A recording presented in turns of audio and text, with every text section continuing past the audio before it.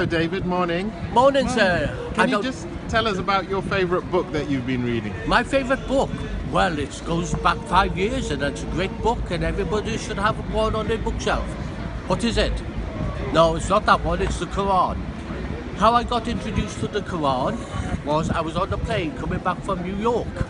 Yeah, that's over that way. Oh no, it's not. It's over that way. And the thing is, believe it or not really, this guy was reading a book. He left it on the seat when he got off the plane like me. And you know what, I chased after this guy and said to him, "Hey mister, you left your book." He said, "No, you keep it." I said, "Well, okay." So I kept it, and then I was waiting in the airport lounge in Heathrow. And what happened? I started to cry when I read the Quran. So I put the book down. I was happy, I was still the same. And then I picked it up again. I started to cry. And then I got a taxi to my brother's in London. And then what happened? I told him about the Quran, that had made me cry. And do you know what? Just a moment. And then what happened was really, he said, "Don't speak of nonsense things, don't speak of things." I said, "Well, the thing is really, why am I crying?" And then he said, "Go next door."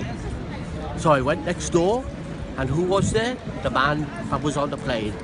And the thing is, name a number, any number.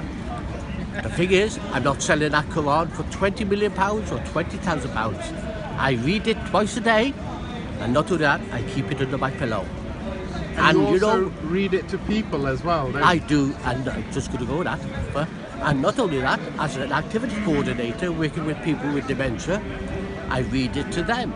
And the thing is, they ask me questions, I don't know all the answers, but I know there's one thing in the Quran. What is it? Truth. And if you was lost in the desert, or you was lost somewhere in town, you'd ask somebody away. What's the Quran? It's a map for life.